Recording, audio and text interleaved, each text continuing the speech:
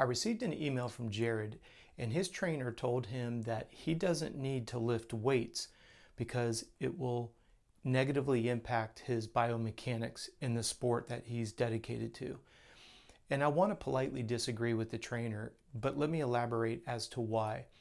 When you look at post-injury and you go to physical therapy, what is it that they do in the physical therapy?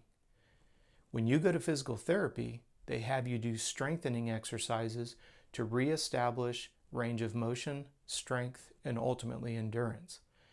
So if you're wanting to elevate your biomechanics, no matter what your sport of choice is, stop and think about every single joint in the body, every bone in the body.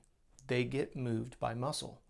So if you want to have better top end speed, you need to be strong. If you want to have better muscular endurance, you need to be both strong, you need to have a good aerobic engine, your cardiovascular system. But then I want to come back to the idea of why would somebody say that lifting weights is going to negatively affect biomechanics?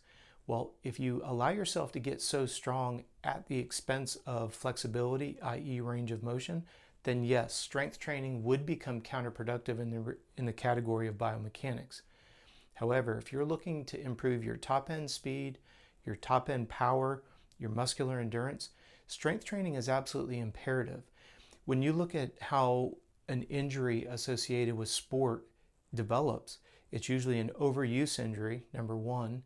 Number two, if there is impact involved with the injury, strength training increases the thickness of bones. Strength training increases the density and the thickness of the tendons and the ligaments, obviously being supported with good nutrition. So I always want you to reverse engineer when somebody says don't do something, try to reverse engineer. If we don't think that strength training really works, then why post-op or post-injury and you get a prescription for rehab, they always include strength training. It might be something relatively benign like a stretch cord or a TheraBand, but at the root of that, what are they doing? They're activating the stabilizer muscles. The stabilizer muscles then increase in strength and power. Those are the real small ones, like around the shoulder, areas where, like if you've ever gone into shoulder rehab, they give you a TheraBand and you just do some, fundamental basic ranges of motion until that stabilizer in the shoulder, whatever joint, whatever muscle you may be working on, as those supporting elements get stronger, then you can put progressively more load on the bigger muscles. So to answer the question, strength training is absolutely imperative. As you get older, it becomes more beneficial. I'll do a video on that. But the idea here is please don't undermine strength training. I want you to do it under the supervision of a good strength and conditioning coach to make sure that your form is done optimally, because that reduces your risk of injury. When you do it correctly, you'll speed up how quickly you get strong, and then the benefits when you unfortunately hit the ground or you have a big workout and you put a lot of strain on the system, you want to make sure that the supporting staff is there for you. So I believe strength training is imperative.